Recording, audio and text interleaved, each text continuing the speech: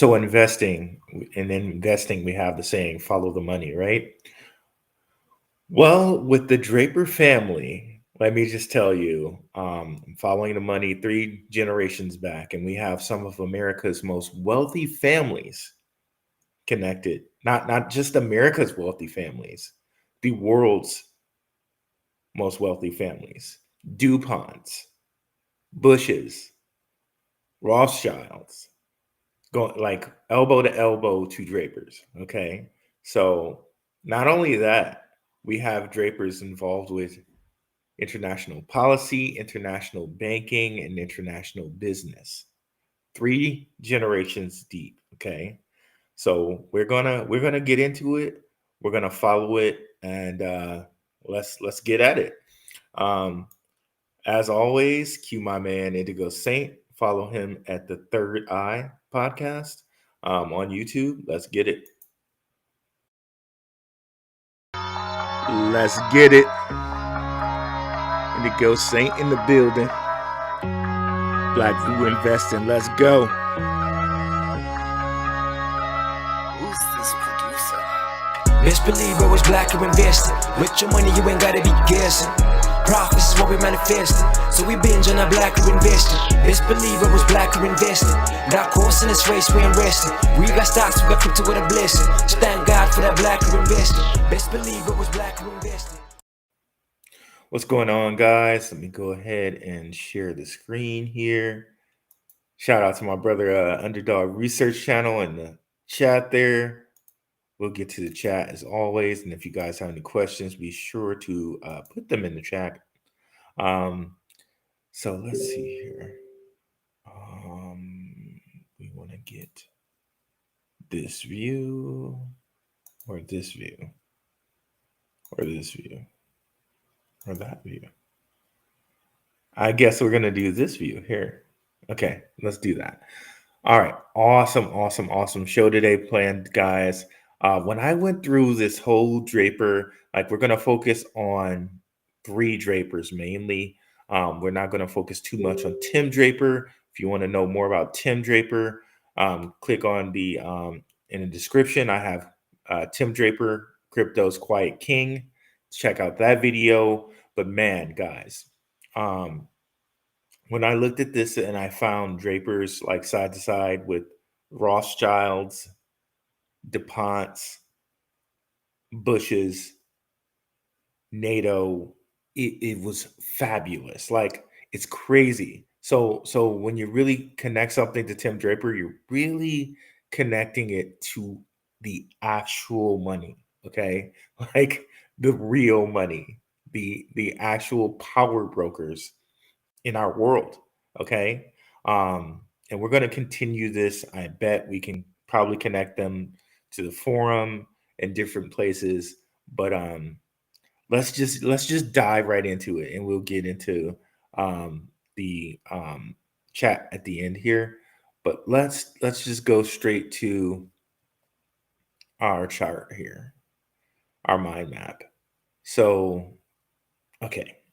So when I start talking, guys, know when I say Draper Jr., I mean Tim Draper's grandfather. So this will be William Draper Jr. And when I say William Draper or Will Draper the third, I mean Tim Draper's dad. Okay. Now, the figures that are kind of going to be most important here are Tim Draper's grandfather, William Draper Jr., William Draper III, and George Bush. Okay, this is fabulous, right? Okay, and the thing to note about George Bush and William Draper, it seemed like they had a big camaraderie. William Draper III, they not at the same time, but they were both members of Yale, and they were both members of Skull and Bones. Take what you will, but they were okay. And it seemed like George Bush appointed Draper to things when he, had spots in power.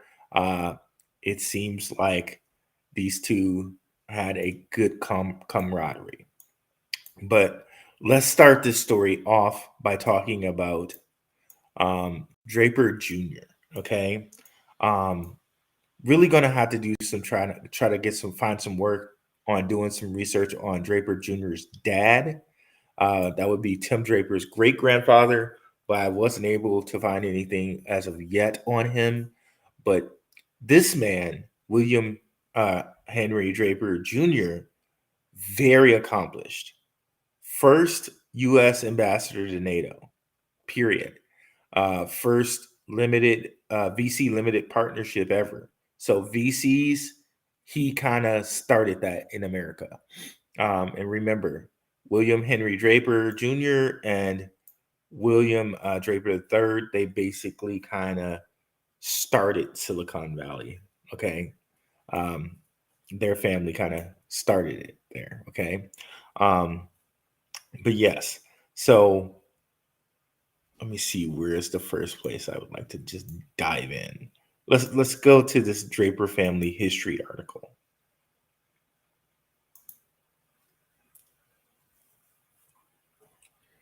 This is from computerhistory.org.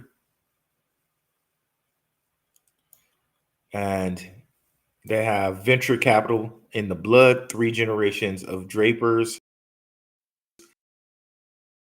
in Silicon Valley. So this is William III, 50 plus years in venture capital, 109, that 19 again, organizations founded by the Draper Richards Kaplan Foundation. Year Sutter Hill Ventures was founded 1965. Annual return on investment from Draper International India Fund. So it started with Draper's father, 12.5% there, or 12.5x, excuse me. Big difference, 12.5x and 12.5%. Big difference, 12.5x there. And then 10,000 or 10K international aid projects overseen as head of United Nations Development Program. Now, one of the things to get about that is his father, Draper Jr., so William Draper III's father, Draper Jr., he was around when United Nations was created, and therefore he was also the first ambassador for the U.S. to the United Nations.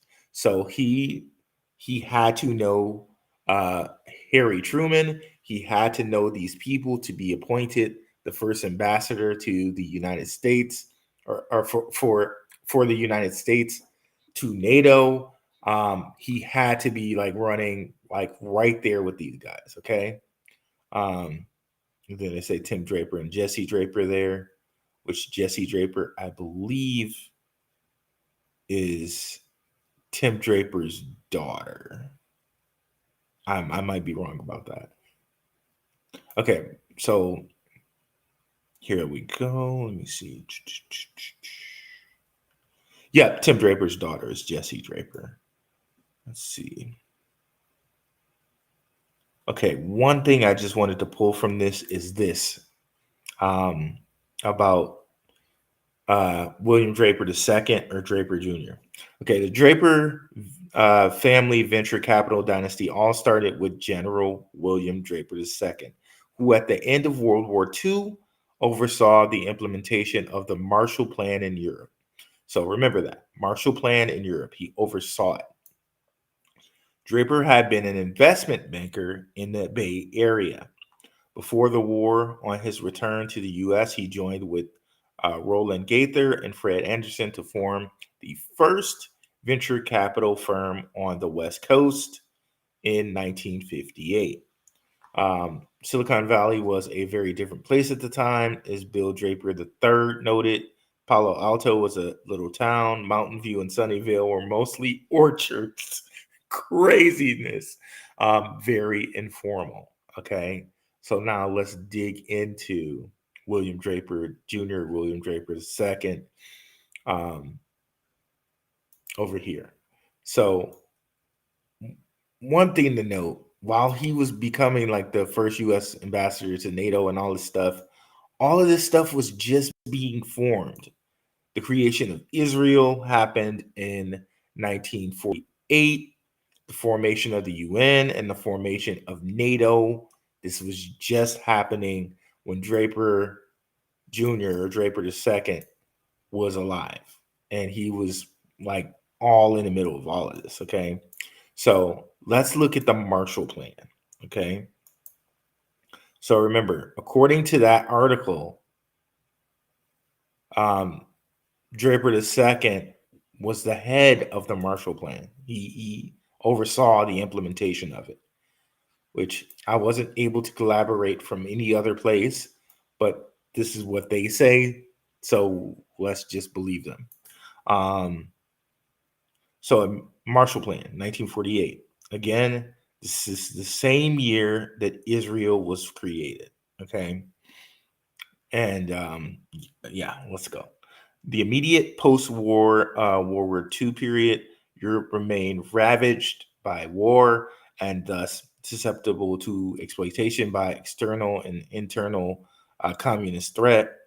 You know, let's just go with that. In a June 5th, 1947 speech to graduating class at Harvard University, Secretary of State George C. Marshall issued a call for a comprehensive program to rebuild Europe. Okay.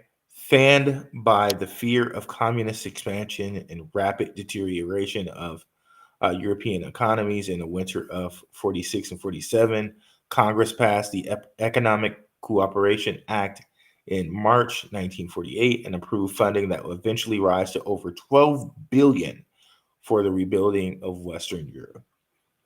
So basically, as I read this is saying that the US rebuilt Western Europe, okay, to the tune of 12 billion. And if Draper II oversaw this, he also had this venture capital fund. I stand to believe that all the companies that he was involved with benefited very, very handsomely overseas and locally to rebuild Europe to the tune of $12 billion. I would assume that they benefited very, very handsomely. Let's read a little bit of this here. The Marshall Plan generated a resurgence of European industrialization and brought extensive investment into the region, and it was also a stimulant to the U.S. economy by establishing markets for American goods. Although the participation of the Soviet Union and East European nations was an initial possibility, Soviet concern over potential U.S. economic blah, blah, blah, blah, blah. U.S. economic domination of its Eastern European satellites and Stalin's unwillingness to open up his secret society to Westerners doomed the idea, if you go with the common thought here. So initially they're saying that Stalin was kind of down, and then Stalin wasn't down anymore. So let's put that in our minds that Draper's dad or Draper II brought all of this, all his economy in for American goods and all of this economy into European industrialization in rebuilding Europe. Okay. So let's just kind of glance at the creation of Israel here in 1948. Reason why this might be a little bit important is because remember we connected SWIFT to Node Capital, one of the other companies involved in owning SWFT Blockchain. Okay, and remember Node Capital, they just happen to have a lot of Israeli ownership. So we have Amos Miri here. Amos is an investor and pioneer in the crypto and digital asset sphere. He co-founded Colored Coins, the first digital assets protocol in 2012, and 2 years later, Colu.com, the first digital assets platform. Prior to this, Amos was head of trading at eToro. eToro is an Israeli block. It's an Israeli exchange, cryptocurrency exchange. And then Rotem Lev. Also, we're going to check him out here whenever this decides to work. Okay, Rotem, former co-founder and CTO of Kulu, played a key role in developing the colored coin specification for Bitcoin. He also served as a chief architect and head of front-end development at eToro. Okay, and then we have here, as soon as this decides to work, a Rothschild connection here with Ben Rothschild. 7 years of experience as a managing director in a prominent family office. You don't say. Ben offers deep expertise in investment strategy and financial management. I wonder what family office he runs or helps or is experienced with. As a seasoned tech investor and board member, Ben's network, particularly within the Israel tech ecosystem. So again, these three gentlemen at least seem to be big players in the Israeli area in Israel. And here we have around the same time, or I'm sorry, here we have, if we go back to what we were talking about before, the creation of Israel here in the 1940s.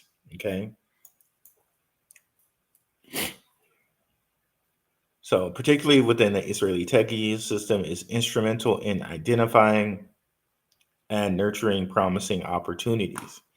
And remember, also, this company here, one of their investments, I don't know why this keeps moving so slowly. One of their investments is XLR. Okay. And remember, we've connected XLR to XRP via the EV most. We can go over that a little bit later, but that's not really the focus of the video. So we'll continue on with what we were talking about here with Draper the second.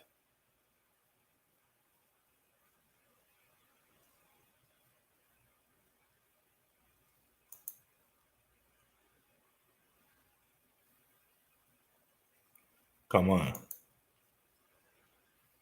Okay, let's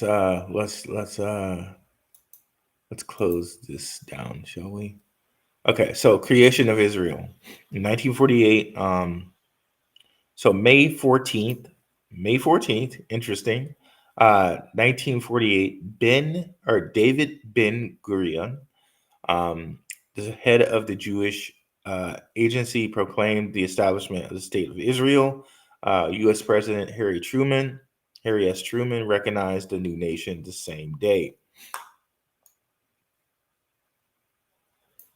So although the United States supported the Balfour Declaration in 1917, which favored the establishment of a Jewish national home in Palestine, President Franklin D. Roosevelt had assured the Arabs in 1945 that the United States would not intervene. And this is that. But I just wanted to point that out, that creation of Israel kind of happened during this time as well. So let's now take a step back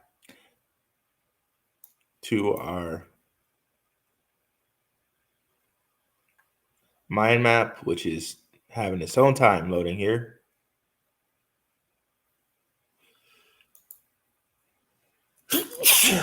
Excuse me, guys. Very sorry about that.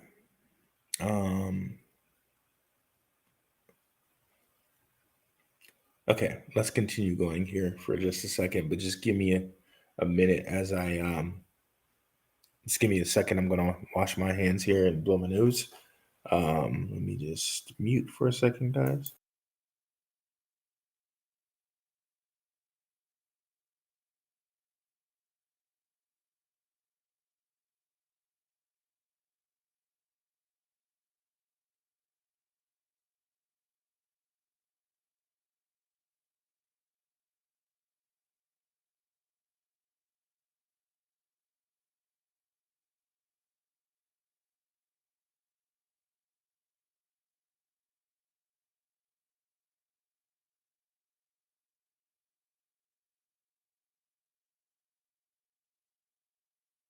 All right, we're back. Okay, so let me just close this no capital thing since it seems to be moving so slowly for us. Let me close that. Okay, so I don't know why this is giving us trouble right now. I might have to reload it or something. Okay, let's reload it.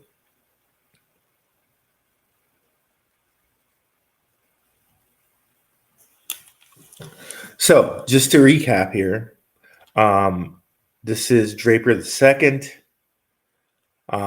first U.S. ambassador to NATO, and he was, according to his family, he was the overseer of the Marshall Program, which rebuilt Western Europe. So you can already see they're involved with $12 billion of money that's going to rebuild Western Europe.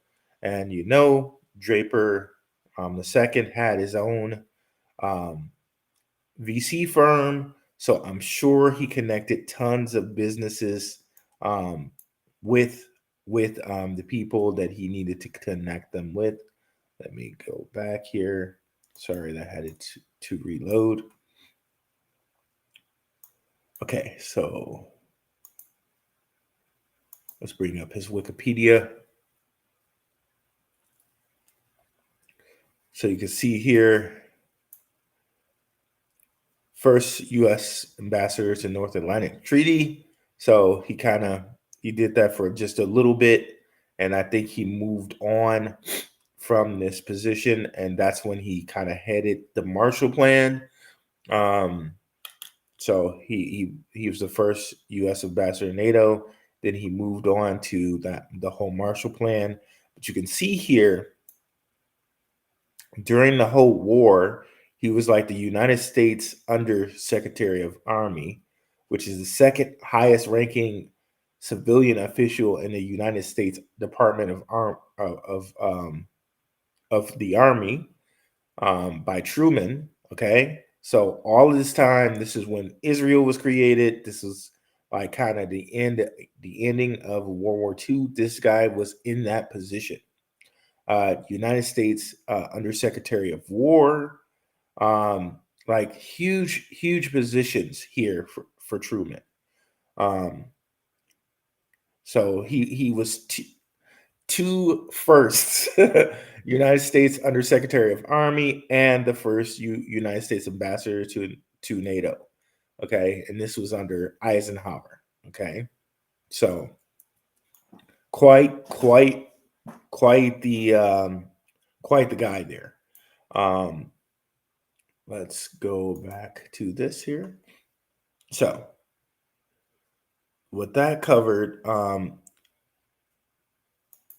there was this Mutual Assistance Act that was going on. I think this is maybe a part of the Marshall Plan, or so Mutual Defense Assistance Act was a United States Act of Congress signed by Harry Truman on the 6th of October 1949. Foreign policy. It was the first U.S. military foreign aid legislation of the Cold War era. And initially to Europe, the act followed Truman's signing of the Economic Cooperation Act, the Marshall Act. So both of these acts, so it seems like there was something, this followed the Marshall Act.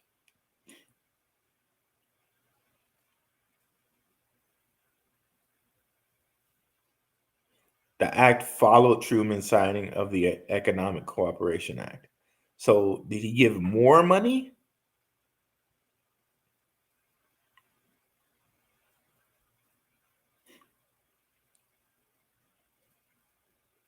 Okay, so maybe he gave even more money on top of that. Um, Interesting.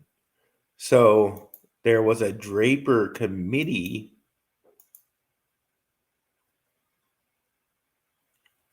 that was somehow related to this. Okay. It was a bipartisan committee created in November 1958 by President Eisenhower to undertake completely independent, objective, and nonpartisan analysis of military assistance aspects of the 1948 Mutual Defense Assistance Act.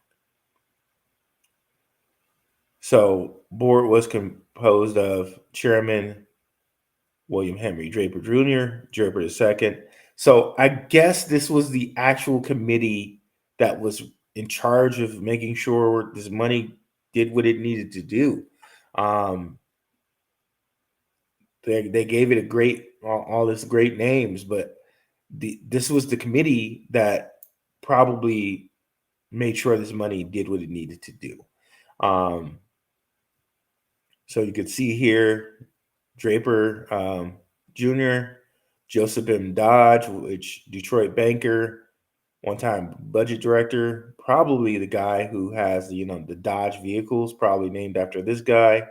Um, you got a plethora of pretty accomplished mofos right here, and Draper's heading it. So very, very interesting.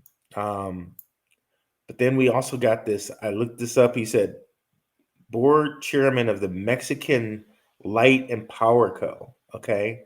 I looked up Mexican Light and Power Co.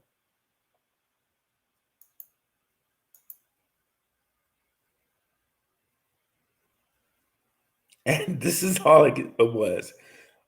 A Canadian owned electrical generation and distribution company in Mexico, founded 1902, 1905. So, a Canadian owned Mexican company that he was apparently chairman of, which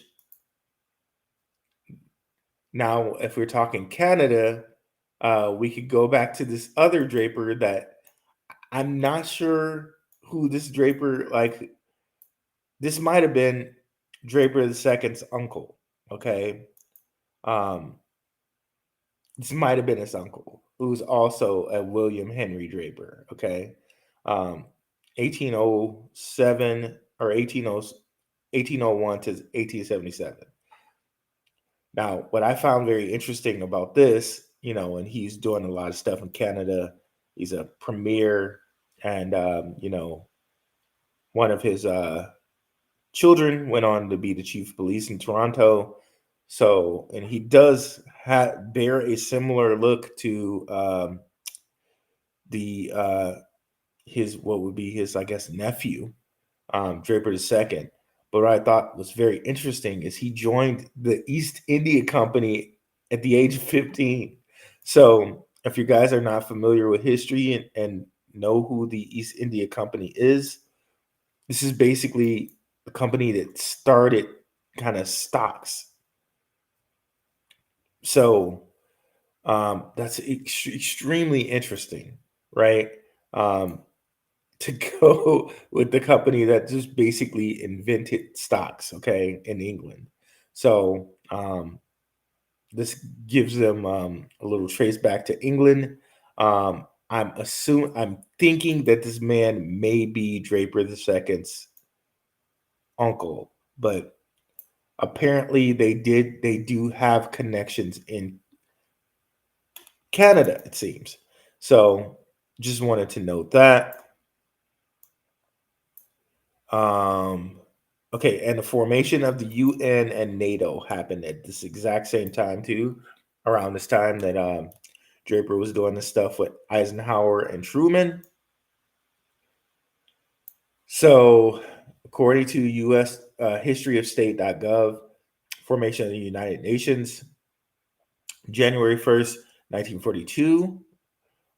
Representatives of 26 nations at war with the Axis powers met in Washington to sign the Declaration of the United Nations endorsing the Atlantic Charter. Okay. And what I found interesting here was, okay, here it is. The United States, Great Britain, Soviet Union, and China would enforce peace as the four policemen. Okay. I find that very interesting in that the United States and Britain are, like the G7 people, and the Soviet Union and the China are the, BRICS people. And I thought that's very interesting. Very interesting.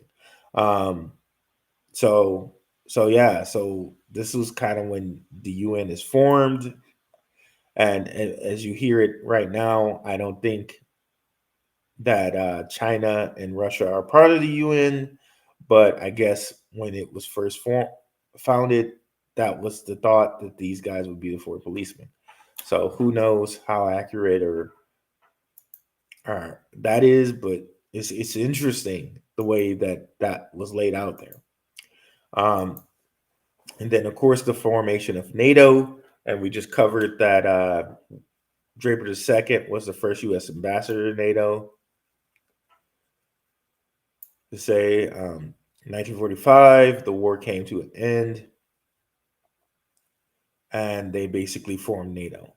And then after that, you got the whole Marshall Act, and you got William Henry Draper II leading it. Okay, so let's now. Okay, one other thing that was kind of I thought was interesting is this Population Action International, which connected Draper to an actual DuPont, which was just interesting.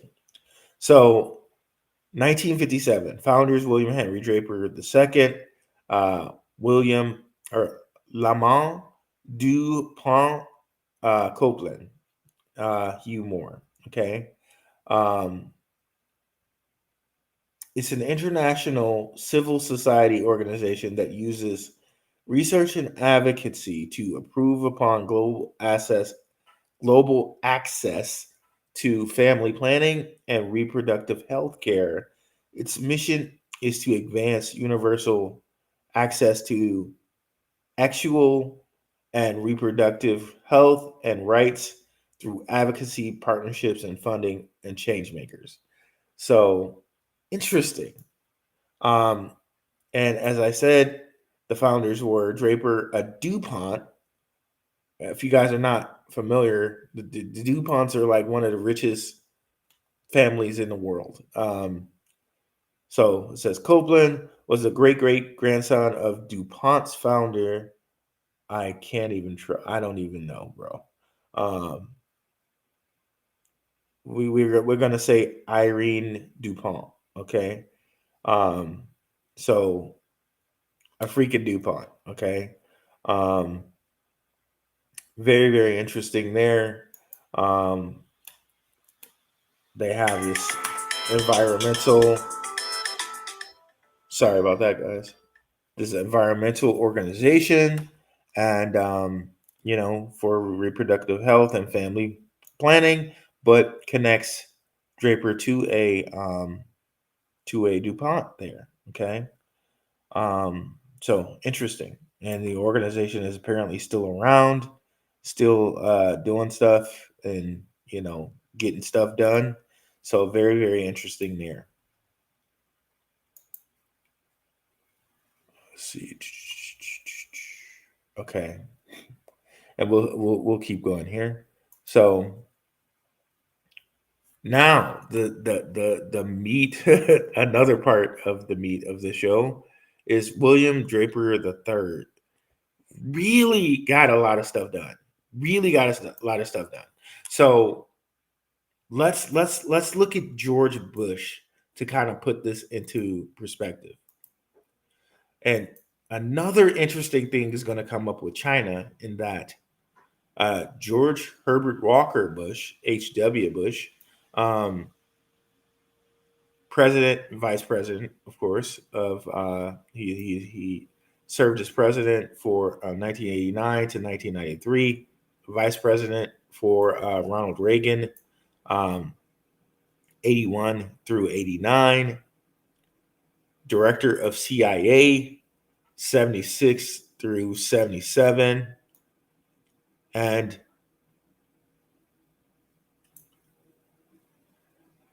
chief of the U.S. Liaison Office to the People's Republic of China. So very interesting that he's a Chinese ambassador there. Um, Senior Bush was a Chinese ambassador. That's really interesting. And also, the United States ambassador to the UN. So another UN connection, right? So from 71 to 73. And okay, so oh my gosh, I gotta sneeze again. Let me. Phew. Wow. So sorry about that, guys. Let me just sneeze one more time here.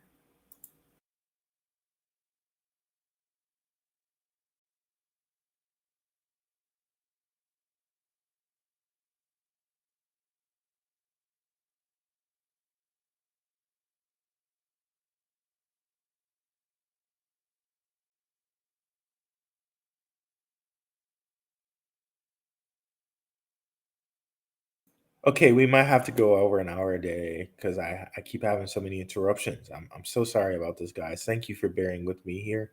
Um, let's continue. So senior Bush here. Um, so we got here Ambassador to the United Nations, um, Director of CIA, Liaison to China, Vice President, and President. Okay.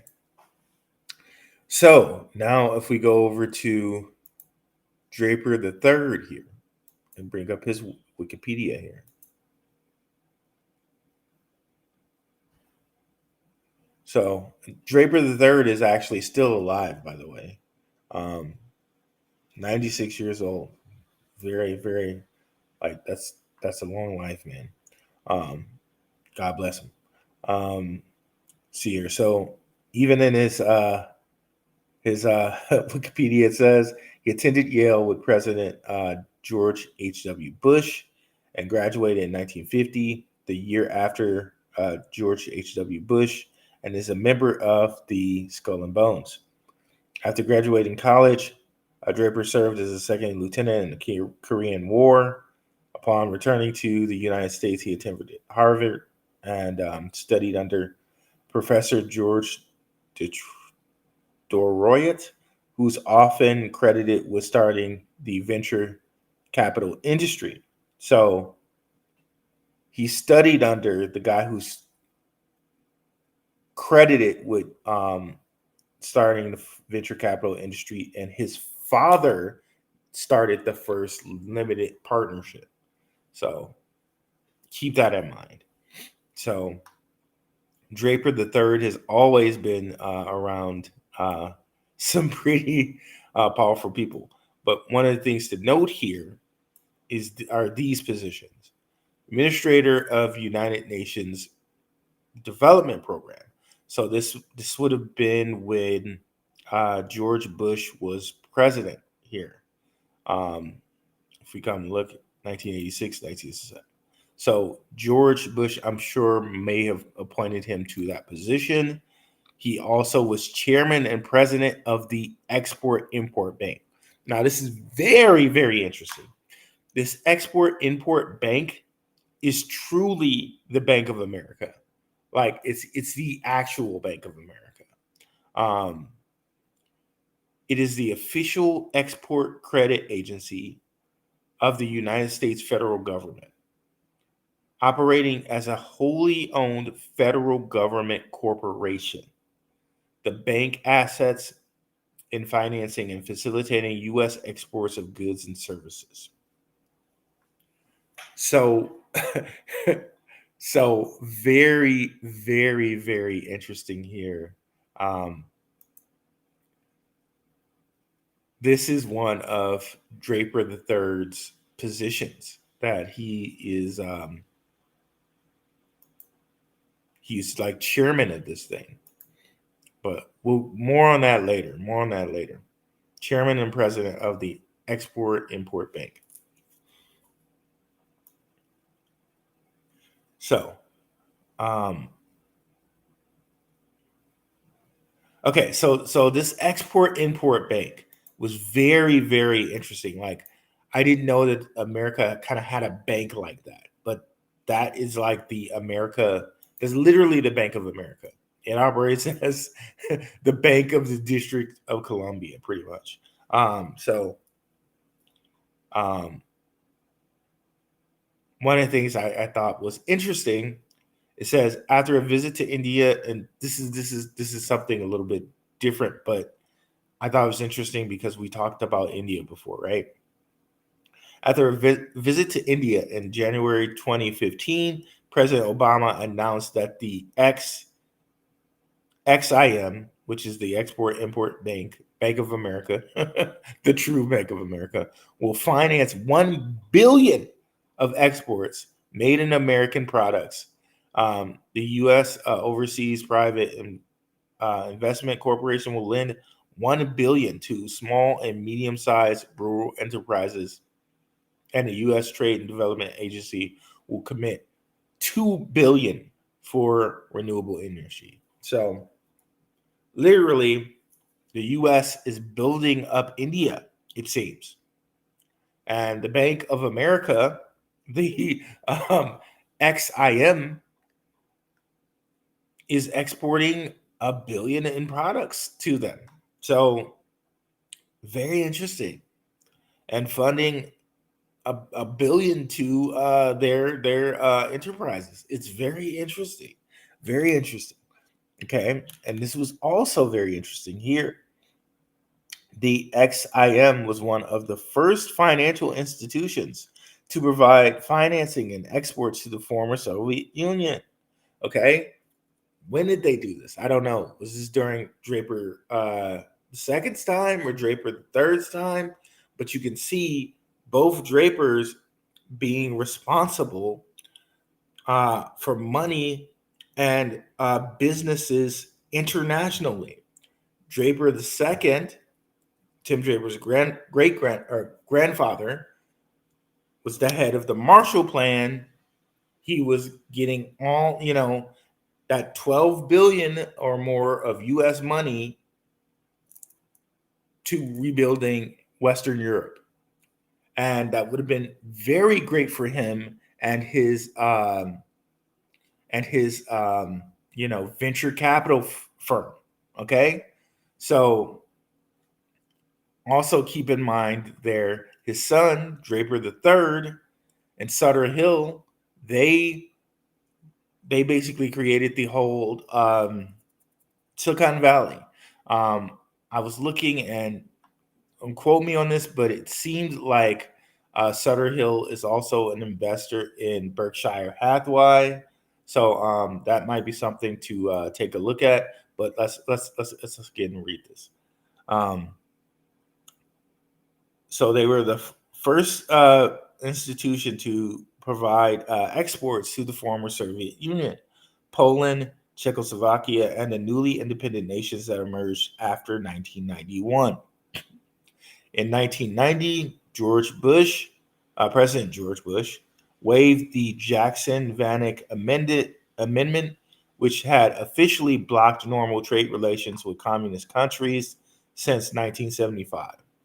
So while President George Bush was president, he waived any laws that allowed that stopped you from trading with Soviet Union.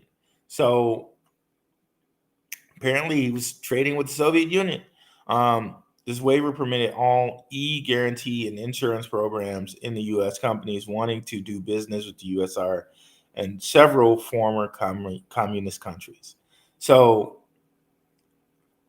George Bush, remember, he was ambassador to China, which was communist. Uh, I believe it was communist. So he waived laws that would allow you to stop trading with these communist countries, and now allowed it. So one could put everything together here and say, at least with President George Bush, there were trading with communist countries. Um, Probably China, since he was an ambassador, a former ambassador to China, and probably the USSR. Okay. All right. So this is not me. This is just what it is. Okay. And this is all coming out of Export Import Bank's Wikipedia page. 25 million in credit approved by the Bank of America, XMIM. I'm just going to say Bank of America because that's easier for me. The true Bank of America.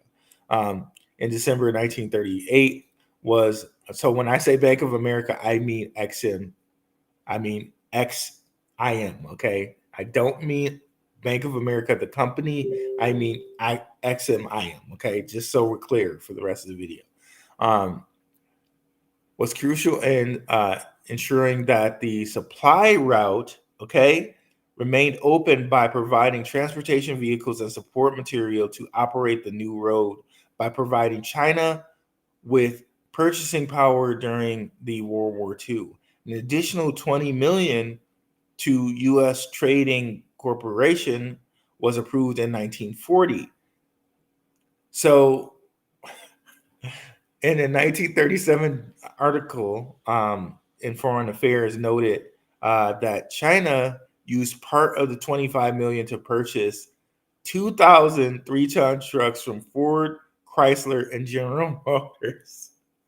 So it seems that during World War II, the U.S., the Bank of America was actually funding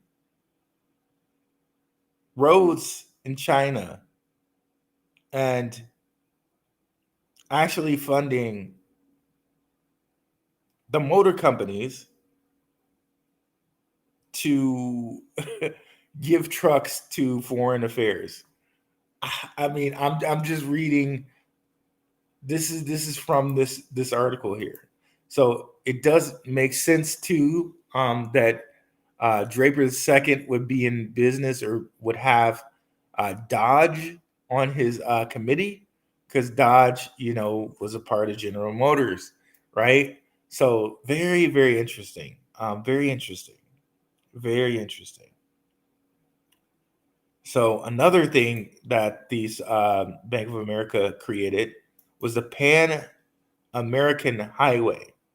So if you look at this highway, they basically created a supply chain from the very tip top of Alaska going into freaking Iceland, or is that Greenland or Iceland? I can never remember which, right? I believe that's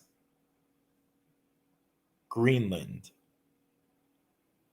From Greenland all the way down to Iceland, and Russia's right over there.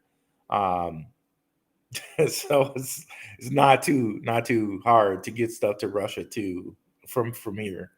But anyway, Greenland,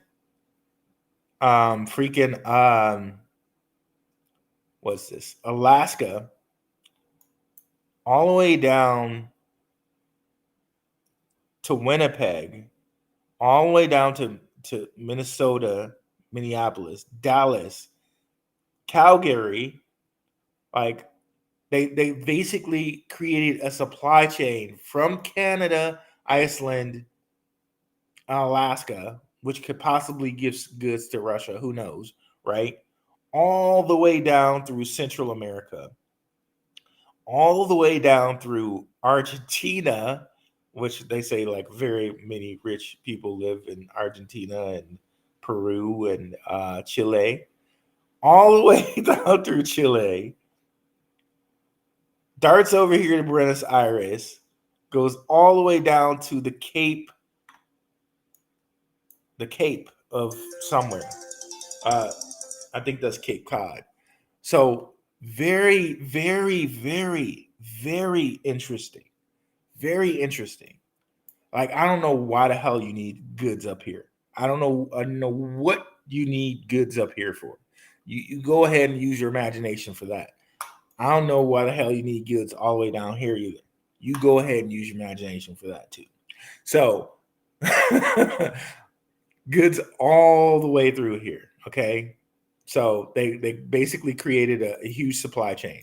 Now, this isn't necessarily under Draper, but it's through this bank, okay? Through this Bank of America that they created this Pan Am highway.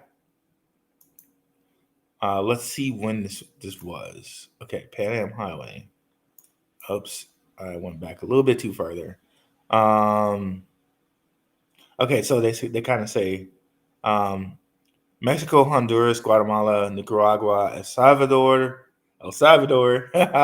Bitcoin, Costa Rica, Panama, Colombia, Ecuador, Peru, Chile, Paraguay, Argentina, Bolivia. Okay, interesting, very interesting. And Burma Road, this is China. Okay, they constructed between 37 and 38.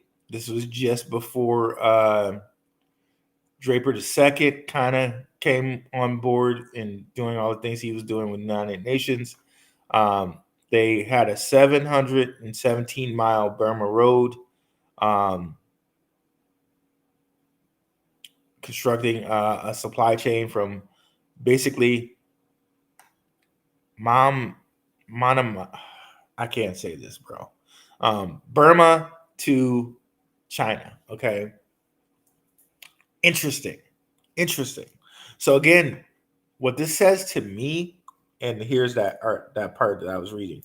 This says to me is billionaires, millionaires, presidents could give a crap about G7, BRICS. They don't give a crap. They don't give a darn about any of that stuff that the news feeds to us. They don't give a daggone rat's butt about it. Okay, the Bank of America, the Export-Import Bank of the United States, is building infrastructure for all of North America, for all of the Americas, right? And also for China. And here we go with the Marshall Plan. It all comes full circle. Post-World War II and the reconstruction, and the Marshall Plan. So apparently Draper II was involved somehow here with the Bank of Import-Export. So it's very interesting that they bring this up. Played a critical role during the years between the end of the Lend-Lease, September 1945, and the beginning of the Marshall Plan and the World Bank's first authorizations. So here we have the World Bank. Shout out to Maximus Crypto, right? So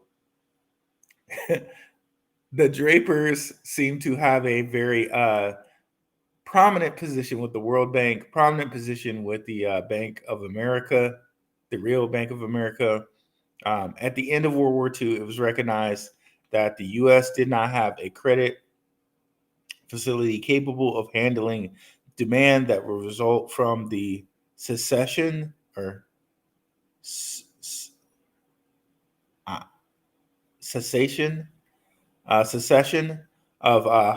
hostilities.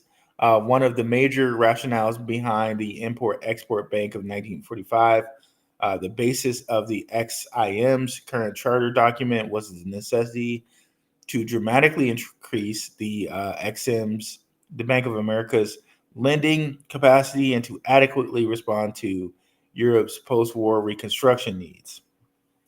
So so now I really need to understand how the World Bank is related in this. So XM played a critical role during the years between the end of the Lend-Lease Act. Okay, gotcha. And the beginning of the Marshall Plan and the World Bank's first authorizations. Okay, so again, remember they told us that Draper II was basically running the Marshall Plan, and we kind of found the Draper Committee that seemed to be the ones that, according to his family, ran the Marshall Plan. So that's it right there.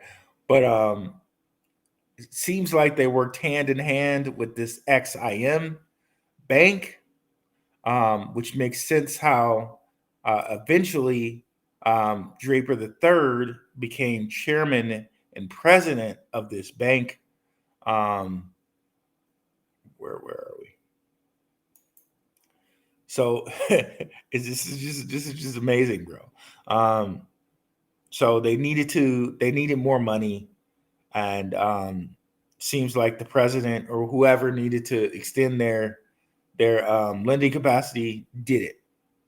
Okay, the 1945 XM annual report predicated predicated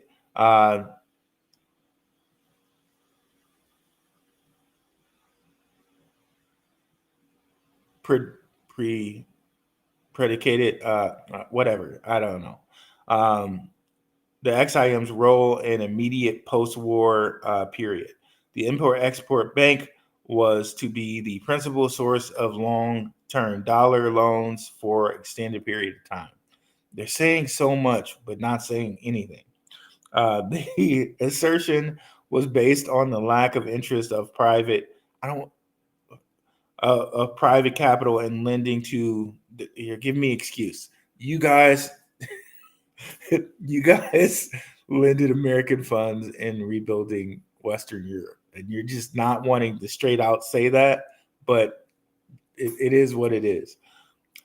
The assertion was based on the lack of interest by private capital and lending. Sorry, guys.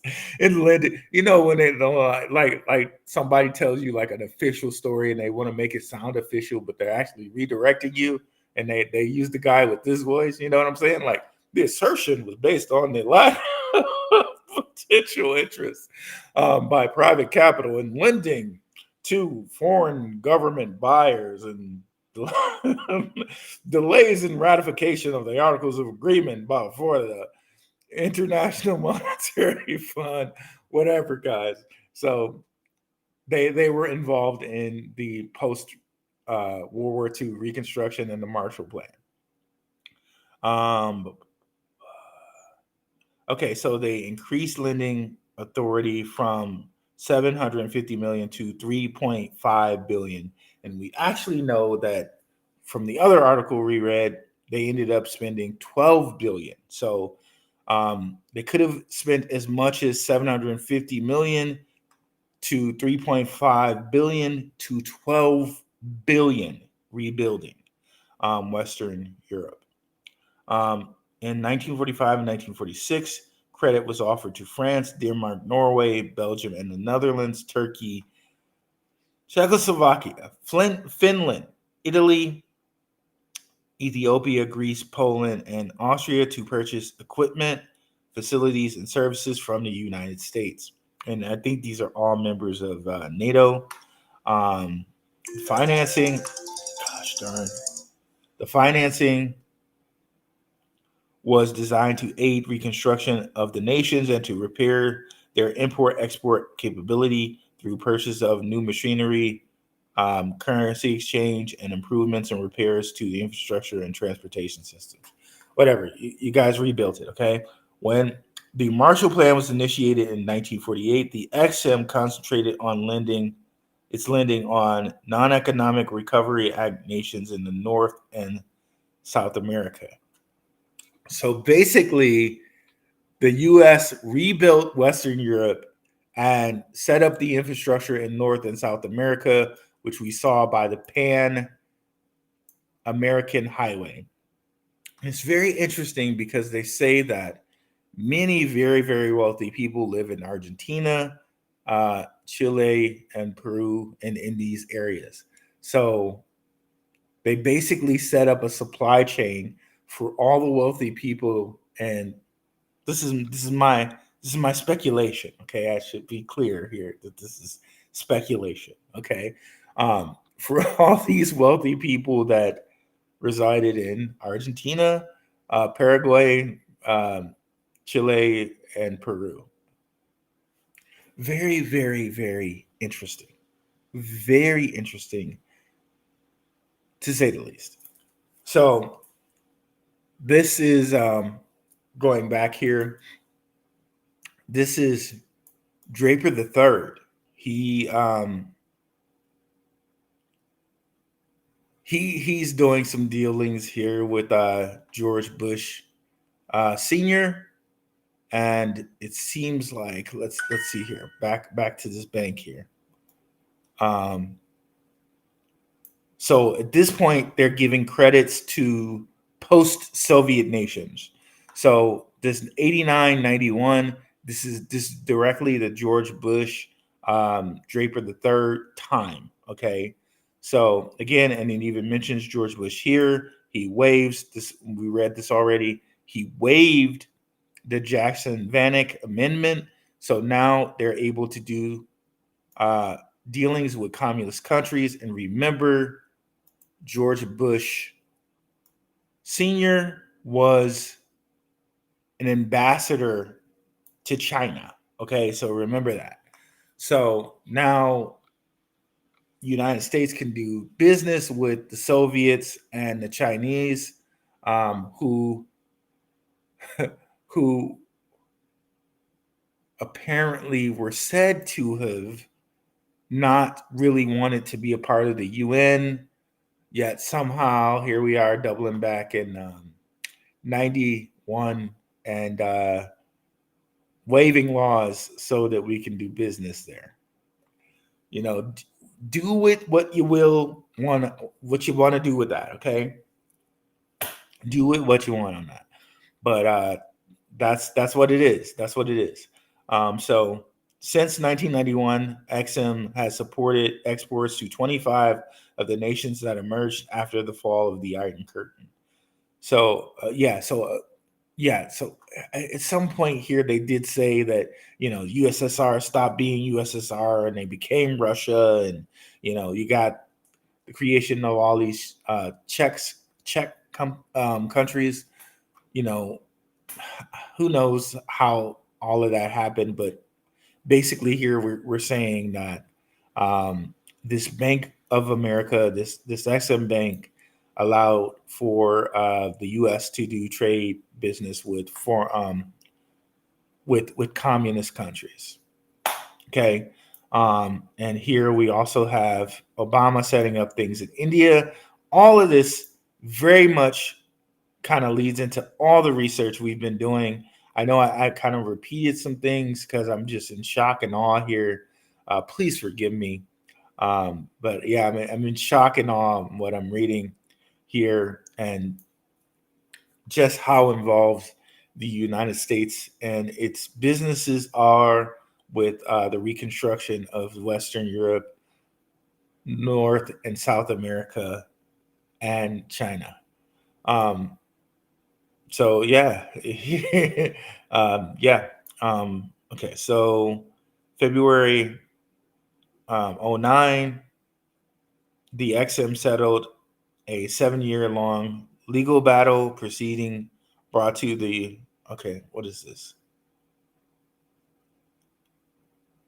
Okay, we're not reading any of that. That's not important. Okay, so or feel free to go read more about import export bank at the United States here on Wikipedia. But I think we hit the most important parts here of Mr. William Draper the Third. So it looks like these guys got a lot done here. Okay, let's see here. Okay, then let's not forget this. While George Bush was in office, Draper III became the second highest ranking individual of the United Nations.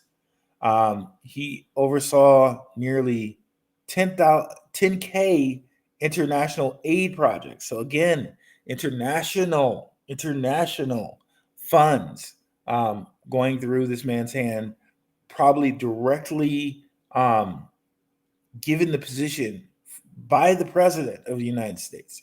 During his time at the UN and the Export-Import Bank, which apparently his father worked with during the Marshall Plan, Draper traveled to 101, there's 11 again, 101 developing countries and met with over 50 heads of state.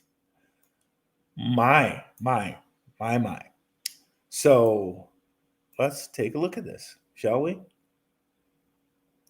So when we think about all of this, it's very interesting to see Tim Draper's international reach. His international reach had already been kind of set up for him by his father and his father's father. So when Tim Draper tells us that he's, he invested in China and he like really did some due diligence there and did it.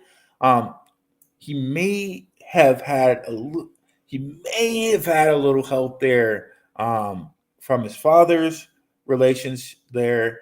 He may have been able to be like, hey, Uncle George Bush, can you help me out in China just a little bit? He may have been able to go talk to George H.W. Bush and get some things, some wheels greased. Not saying that there's anything not above board happening here. I'm just saying that like maybe George Bush Sr. introduced him to some contacts. So when I say wheels greased, just understand I'm not implying anything like not above board happened. Okay, just want to be clear on that. So maybe he was able to get some contacts from George Bush, his daddy, so that might have made things a little bit easier in China for Tim there. But just understanding this, is 3 generations deep in global trade, and both Drapers working with the literal bank that does import and export trading for the U.S. Very, very interesting. But here we go. United Nations Development Program. Okay. Oh my God. I don't know why I thought I pressed stop like 3 times. My bad, guys. Okay, here's the World Bank again. Countries such as Nordic countries were proponents of such a new United Nations controlled fund. So understand kind of this is what's come. These Nordic countries are kind of probably what came out of what was going on with George Bush Sr. And Draper III here. So the fund was opposed by other developing countries, especially by the United States, which were wary of third world dominating such a funding, and it preferred to be under the auspices of the World Bank. They're saying this stuff like the World Bank and the XIM didn't work together before, but I'm not sure what narrative they're trying to spin here. But let's look at the World Bank, shall we? An international financial institution that provides loans and grants to governments of low and middle income countries. Okay, so shout out to Maximus Crypto. He talks about the World Bank a lot. But we see here World Bank, came into existence July 7th, 1944, 80 years ago. So they're saying if we go back here to the Export-Import Bank, it was said that it worked hand in hand with the World Bank here, played a critical role during the years between the end of the Lend-Lease and the beginning of the Marshall Plan and the World Bank's first authorizations. Okay, so they seems like they were working hand in hand. So now, why years later, when we have the United Nations Development Program, are they trying to put it like these organizations are at odds? I don't know. Maybe they were. Who knows? I don't know. We'll just read it straight. Countries such as the Nordic countries were proponents of such a United Nations controlled fund. So they were proponents of this fund here. However, the fund was opposed by other developed countries, especially by the United States, which were wary of third world dominating such a funding. We're wary of the third world dominating such a funding, and it preferred to be under the auspices of the World Bank. How were the this is so this is confusing, because didn't the UN there's a United Nations agency tasked with helping countries eliminate it's based in New York. How can it? I don't understand how a program based in New York is said to be opposed by the United States when the United States is a part of the UN. I'm not sure what they're saying here. It's a little bit confusing to me. You guys might want to go reread that, because I'm confused, and I'm not going to try to spend too much time on it. But the thing that we can take away from this is, as the second highest ranking individual in the United Nations, Draper oversaw 10K international aid projects during his time in the UN and the Export-Import Bank. Met with a whole bunch of people, met with a whole bunch of heads of state, which I'm sure was excellent for his Sutter Hill venture capital firm, which I'm sure was excellent for his father's venture capital firm, which I'm sure was also later excellent for Tim Draper's venture capital. So understand now all the things that we kind of just went through here. So we got from Draper II and Draper III, billions of funds that are rebuilding Western Europe, South and Central America. The amount of banks, the amount of businesses that these men had to relate to and converse with and form relations with, and they were doing this as a part of public policy. So when we think about the EB-5 program that Underdog Research brought to us, it's not a coincidence that President Biden signed policy into law, which these guys used, right? Because this is just another day at the office for these guys.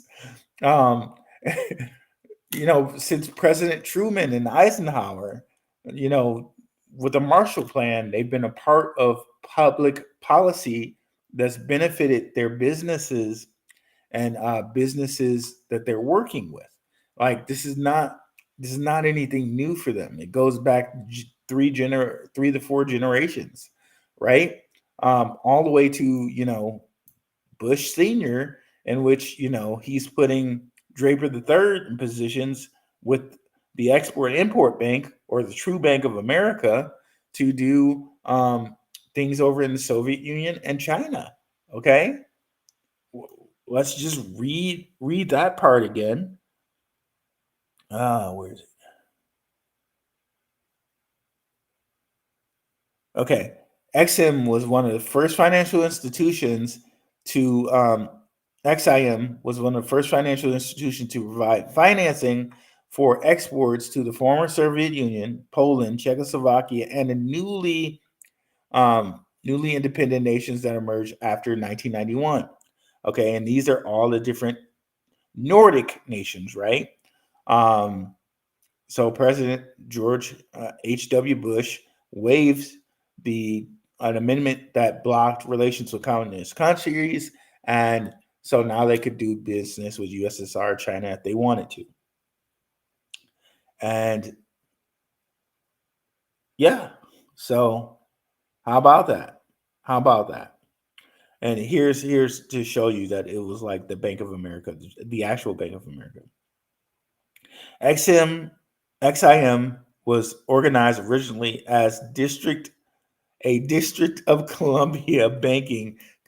Anybody that truly knows and understand what the District of Columbia is, it's America, the corporation. So this is literally the Bank of America. It was organized as a District of Columbia banking corporation by executive order, by presidential order. Okay, from Franklin Delano Roosevelt on February 22 or 22 February 2nd, 1934, under the name Export Import Bank of Washington. The stated goal was to aid in financing, facilitate exports and imports, and the exchange of commodities. Bing, bing, bing, bing. Commodities. Anyone? Bitcoin, Ethereum.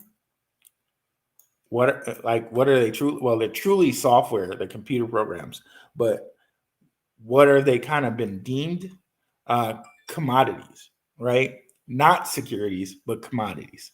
To aid in the financing and facilitate exports and imports and exchange of commodities between the United States and other nations or the agencies of nationals thereof, with the immediate goal of making loans to the USSR and Latin America. How about that?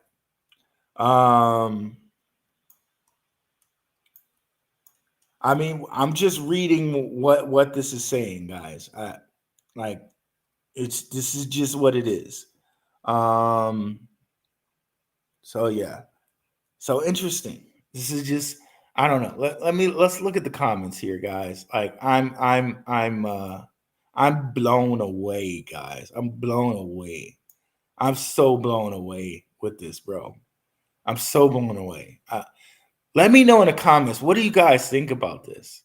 Like, when I think about the scope and the magnitude of this, and I then try to think about that and Tim Draper and all the things that he holds in the cryptocurrency space and all the cross-border payment things that kind of he has like stock in, he has stake in, he's a stakeholder in XLR, SWFT blockchain.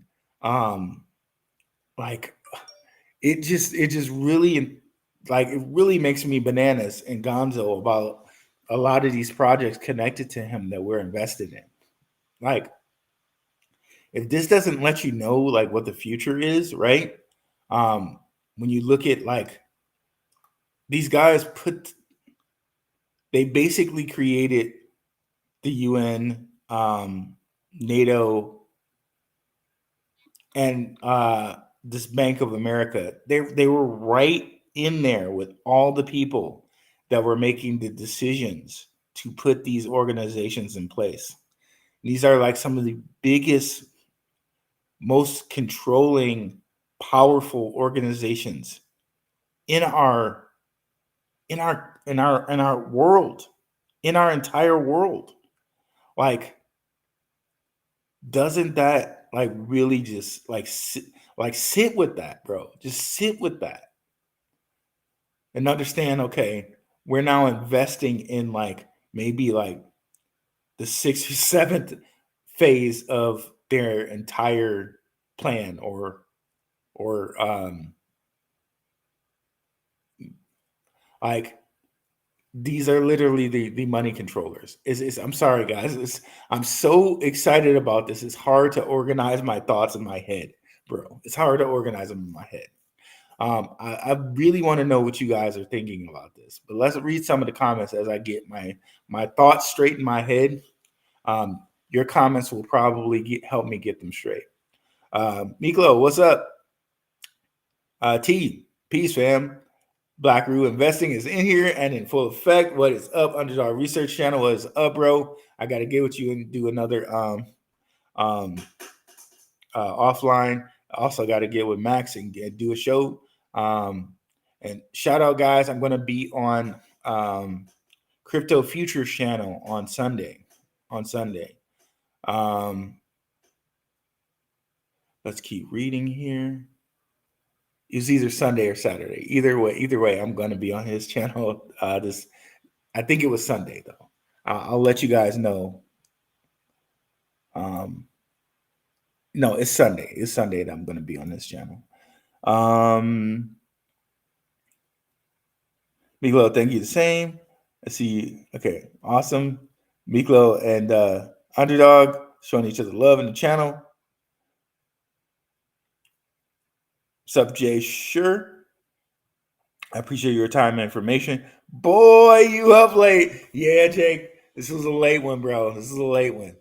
I got in here, had some other things to do, and I was just like, dang it, I'm just gonna go. F it. Do it live. And the whole crypto blood using the who is that? I forget the dude's name. Y'all know the show host, but F it, do it live. Rue, I'm here. Boss. What's up, WF Capital? WF Capital, I had 2,000 E tokens back when eToro came out, and I didn't know much about crypto, and eToro was super sketchy at the time. Now one of the biggest, wish I didn't sell my E token. Oh man, bro, I'm sorry to hear that, bro. I'm sorry to hear that. Yeah, man.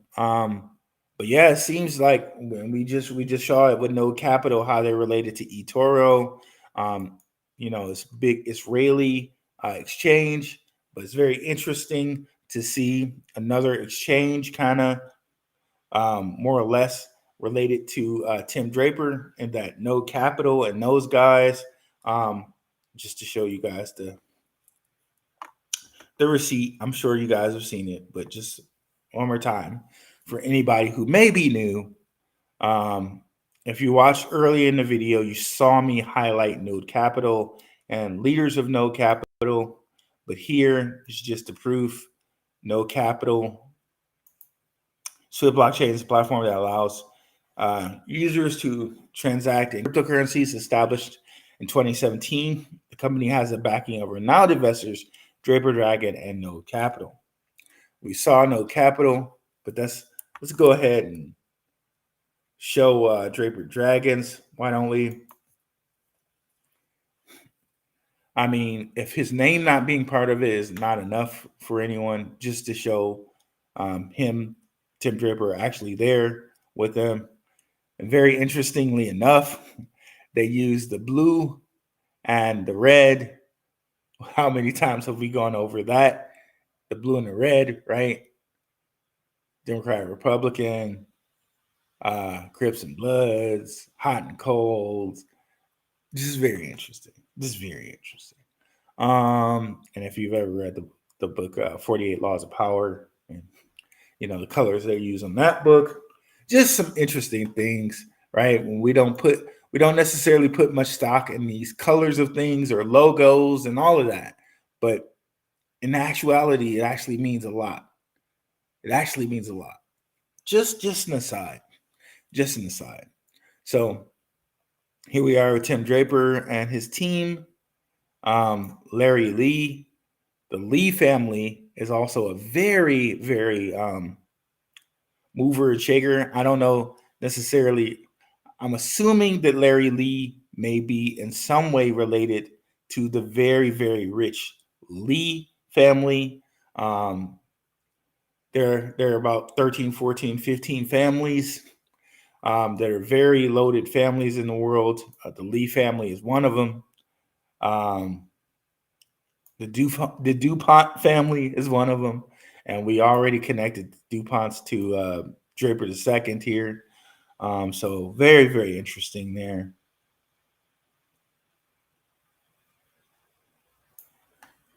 Very interesting. So where were we? Comments.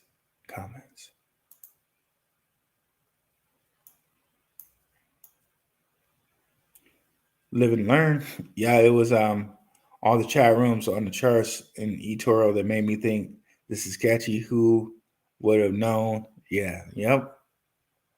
I did the same for Shiba Inu. Yep, man, we've all been there, bro. Like, you really live and learn. But if you found Ethereum, you're gonna find others. You're gonna have the money ready, and you're just gonna do it. That's my wish and hope and prayer for you, brother. For all of us, for anybody listening to this, actually, that's my stand for all of you guys. Not financial advice, just a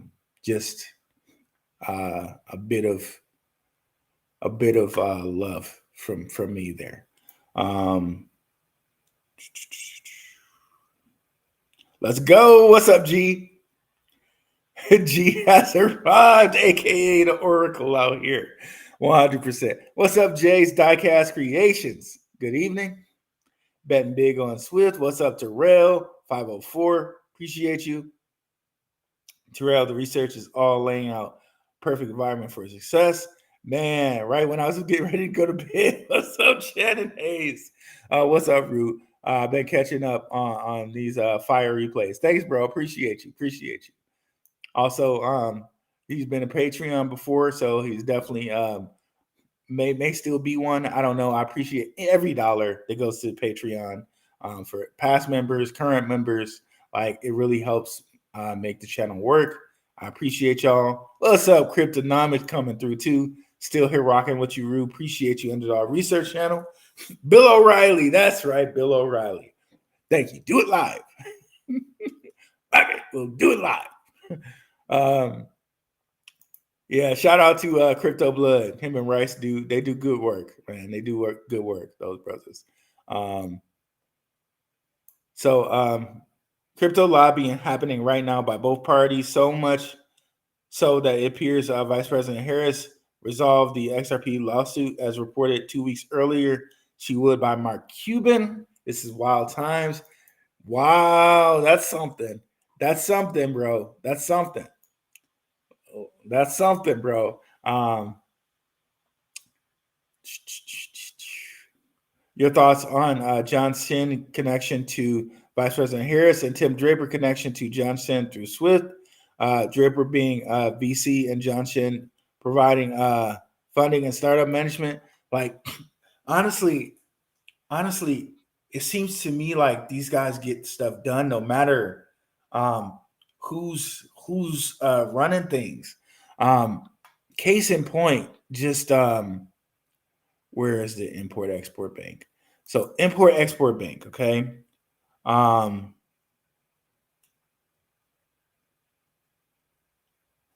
Somewhere here it said like Obama renewed it for 6 years, and then Trump renewed it for 6 years. And the way they would, those two are, you would think Trump would never renew anything that Obama does or touches or whatever, right? But someone could say, come on, Black Rue, it's the Bank of America. So, of course, they had to, as president, renew it. Well, I mean, well, maybe you're right. Maybe you're right. But just seems like these guys uh seem to get things done no matter who the president that because supposedly, Draper is supposed to be Republican. Um like his fathers before him, right? But you can see John Shen, who's Draper's boy and running stuff for Draper, getting stuff done with as underdog research just showed you guys. So it seems to me that they get stuff done no matter who's running stuff, right? But let me see if I can find it. Donald, there we go. So under federal law, the XIM must be reauthorized by Congress every 4 to 5 years. So,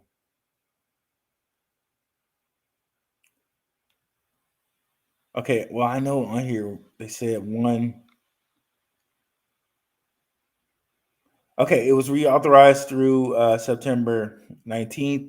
Obama was on here. I don't know, maybe they erased it, but I could have sworn on here it said Obama renewed it at some point and then Trump renewed it.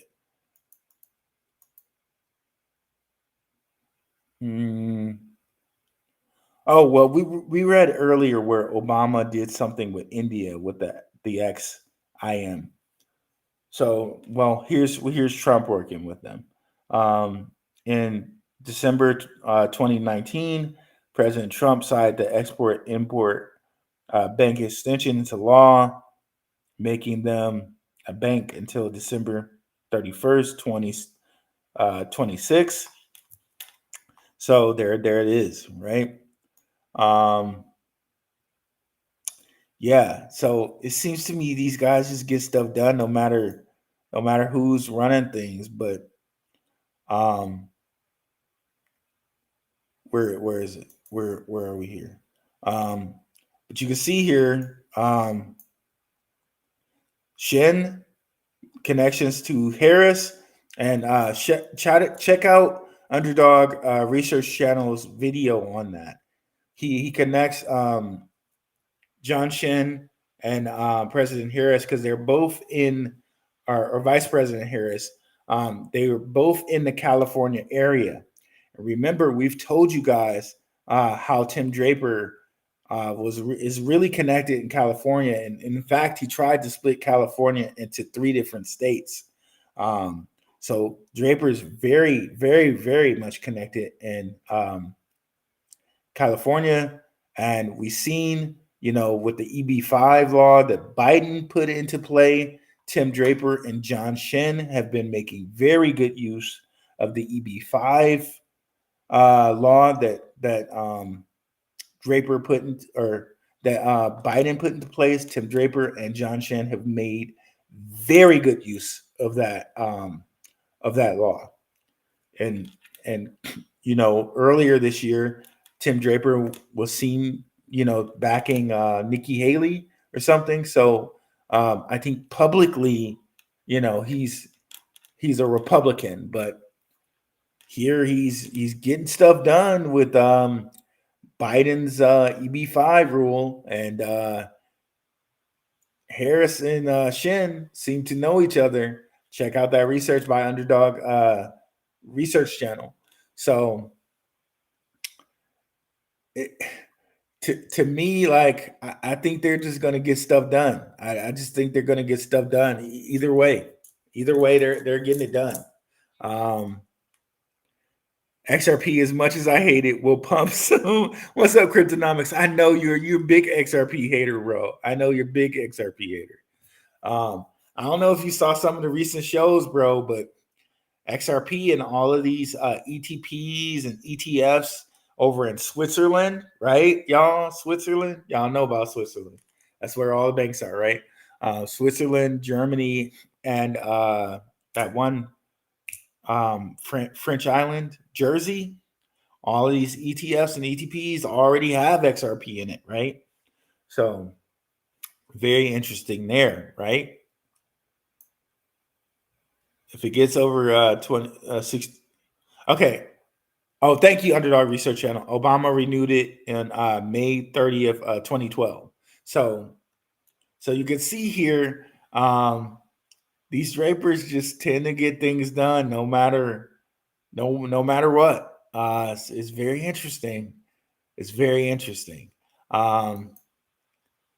Like Truman and Eisenhower. Let's see what were Truman and Eisenhower as far as presidents. List of presidents last 100 years. I don't know why I'm saying it as I'm typing it.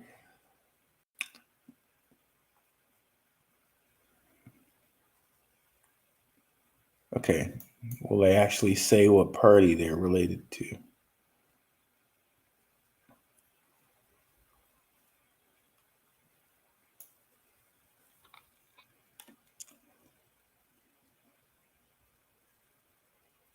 Well, we can click on it and figure it out, right?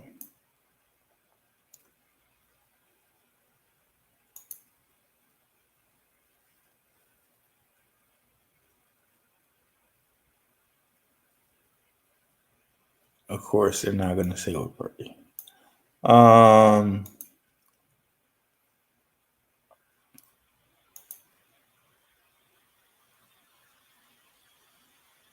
List of presidents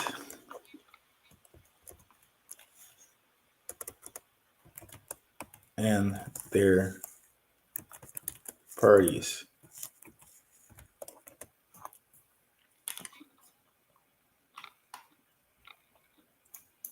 Okay, there we go. I think this is it. This will tell us. Okay.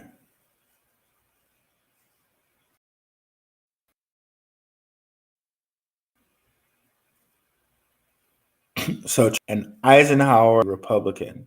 So you could see they went across lines. Where is it? Truman was a Democrat and Eisenhower. So you could see Draper the second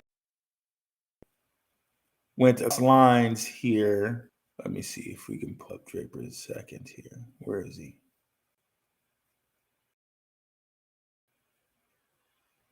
Okay. So one of these people are from different parties, but yet they both decided to make him a first.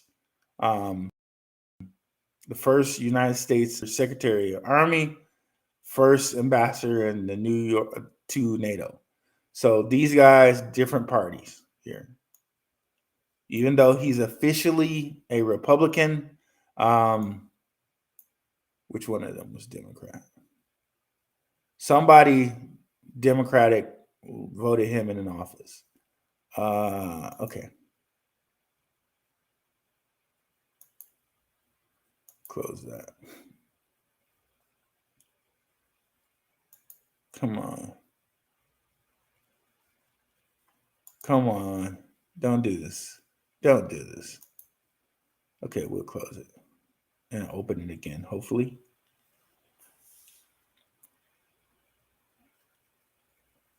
They're just not going to let me open it, are they? Okay. Let me see. Maybe I need to close some more stuff.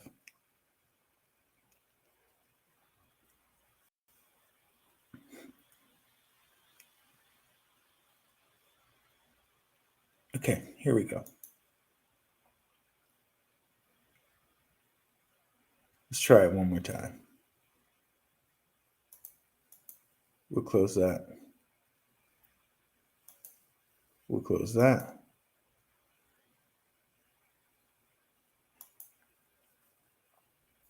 Okay. So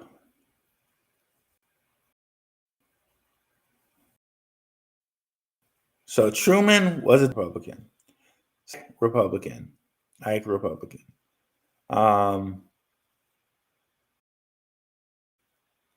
So back here. So Truman voted him in a whole bunch of different positions, even though Truman's a Democrat. And then Eisenhower, later a Republican, voted him into a position. Let's see about the third. There were any cross-party things with him.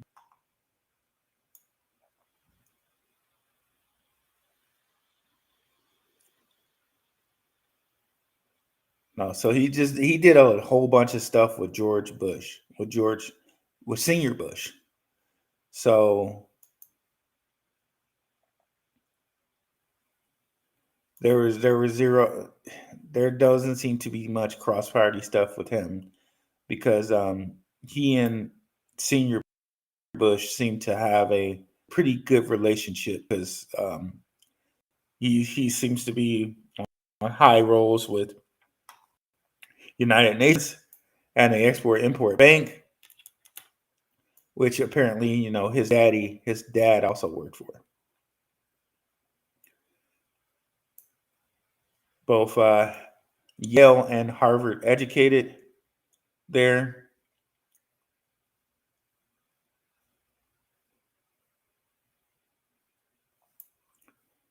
Let's see Tim Draper here.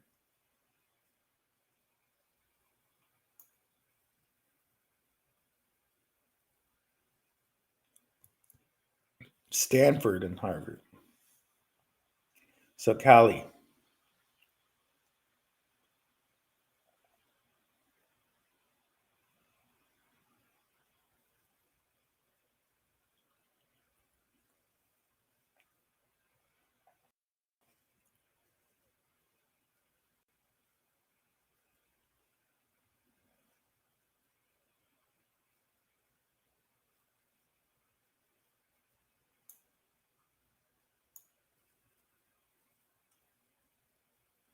Okay, it doesn't say any of his political affiliations, but I do know he was supporting Nikki Haley. So I think officially he's a Republican. Again, and how one of his boys, John Shen, is working with Harris. So I think either way, these billionaires are going to get it done. They're going to get it done.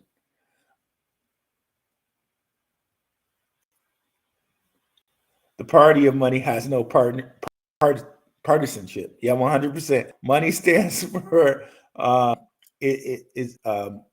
money stands for it's on survival and it's colorblind. 100%, bro. 100%, bro. So just understand, guys. Understand like the reach of these guys, bro.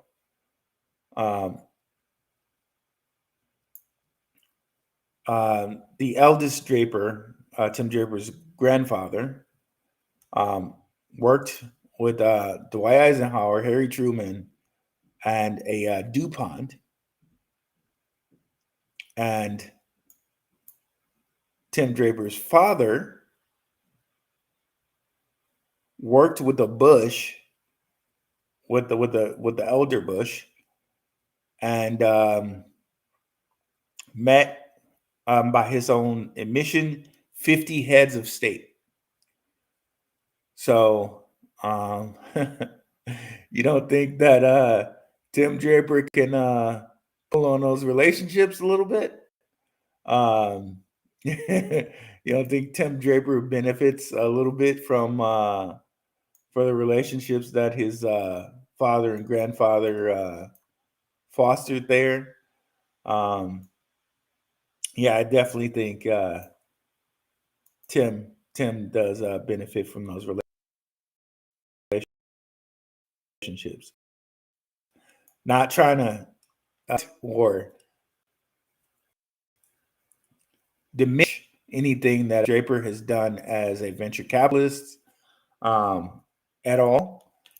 But just saying that I'm sure he used the contacts that were there for him through his father and his grandfather. Of course, he still has to be a competent human being. So if Tim Draper wants to watch this, I'm not trying to slight you, bro, because I know how that feels a little bit. Or if anybody or any of his family or anything like that, like he's like my daddy. Like, well, why is he like? Well, my daddy works hard. It's just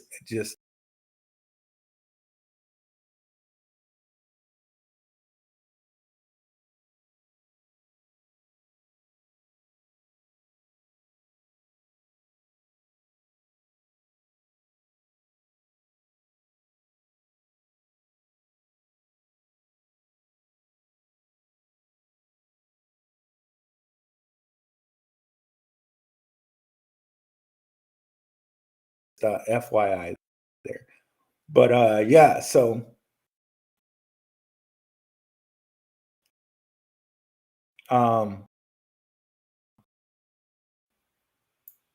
Tim Draper, a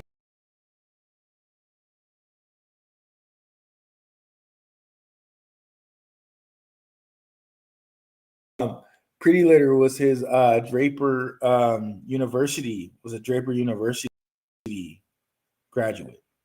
So Tim Draper with Draper University, like, is literally just growing billionaires, home growing them. Just add a little water, bro, and boom, billionaire. There we go. So yeah. Yeah. So Draper University and all the different outreaches that he's making with Draper something house. Draper something house. So Tim Draper is definitely an innovator in his own right. So very, very, very but yeah, for us as investors to know this history, man, it just like I'd be more excited, bro. Even though it may hear my voice, like I can't be more excited to follow this money. And again, he's already kind of shown us, right? With Tesla and all of these different investments that he's made. The following him probably might work out. You know, it might work, it might not be too bad of a play.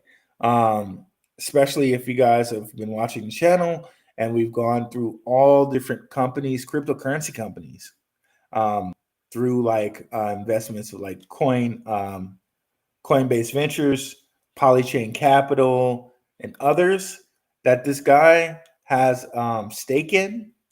Man,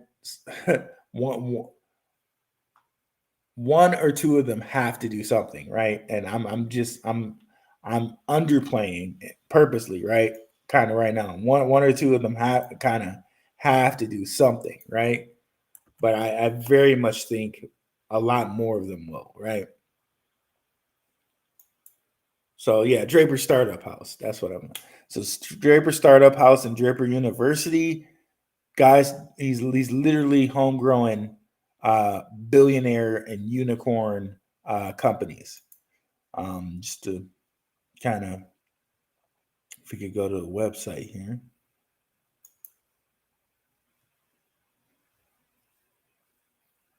Like, it's insane to think about.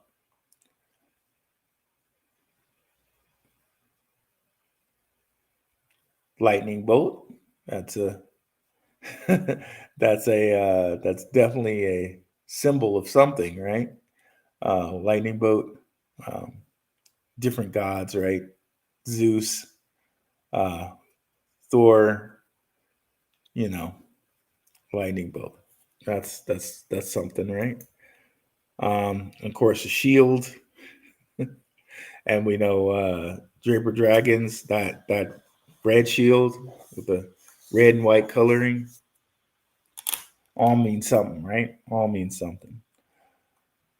We don't necessarily have to talk about what it means, though. It's loading, taking a while. Maybe I should close some things down, huh?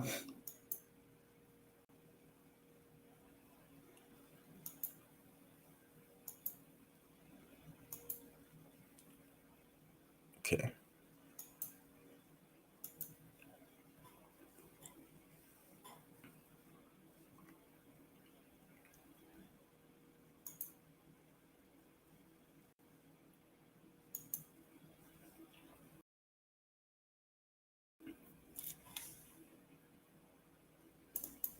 Wow, it's forever. Let's just do this. Can we just get DraperUniversity.com? Nope. Well, I wanted to go on here and show you that they have unicorn companies. I've shown it before. They have unicorn companies. They literally created multiple companies of billionaires. Okay, so that's really interesting to me. That's really that should be interesting to you as an investor, right? Knowing that they have a track record of creating. Okay, here we go. They have a track record of creating billionaire companies. So why wouldn't we believe they could do it again?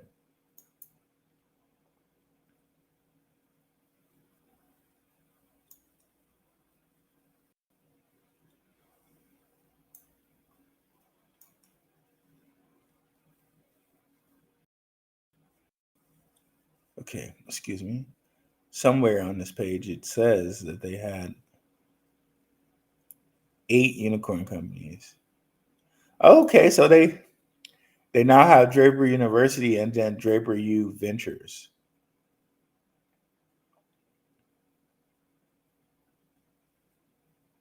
Oh, I like how they did this.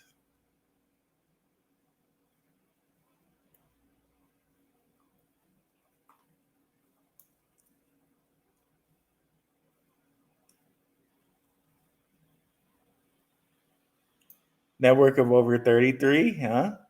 33, 3,300 there, huh? One,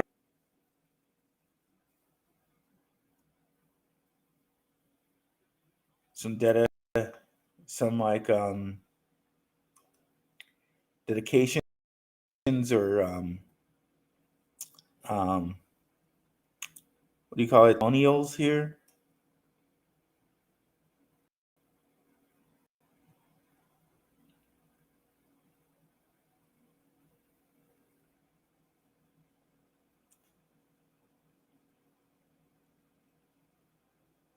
Oh wow, Harmony One. I think G did tell me that Harmony One came from this. Wait, what is this? Did it come from this, or are these people that are funding this?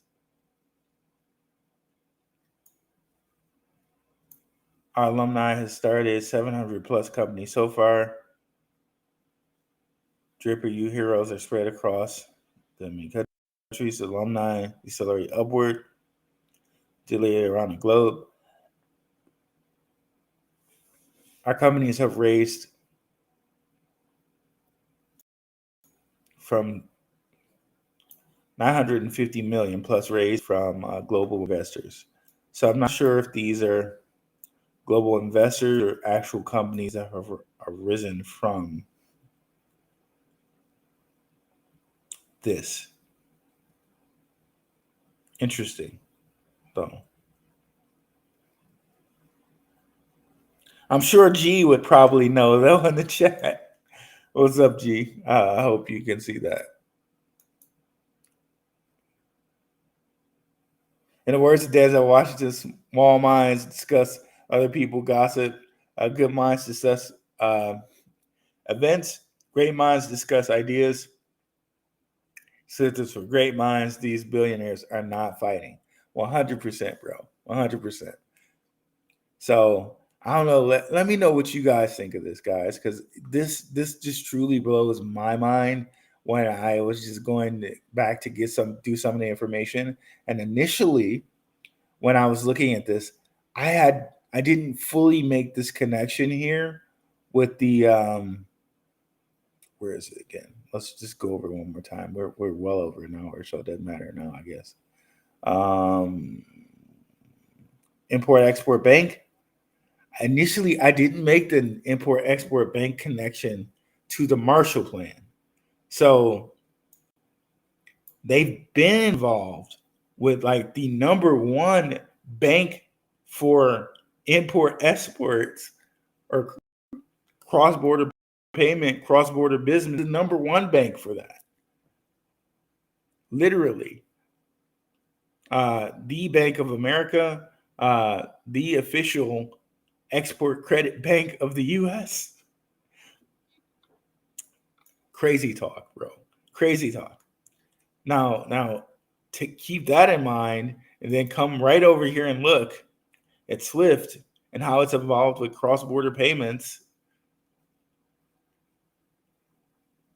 Is a trusted partner for anyone looking to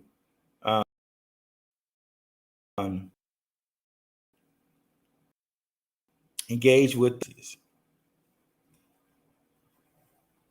One-stop cross-chain.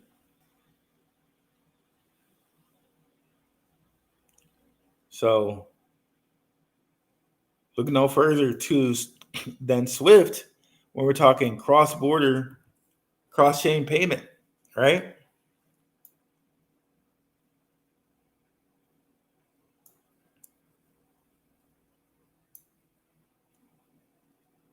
Man, that makes me just so enthused about that, about Swift and companies connected to it, like XLR, right? Initially, I did not make this connection here with the Marshall Plan.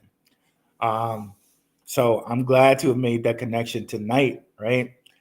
So it's literally two lines of like daddy and our Draper Jr. or Draper II and Draper III, like literally doing cross-border payment and setting up all these businesses and things for just so many people, so many countries, man. But yeah, that's all I wanted to hit you guys with tonight. I'm really interested in hearing what you guys think about this. I really want to hear some comments about this. Thank you guys so much for coming through, and I'm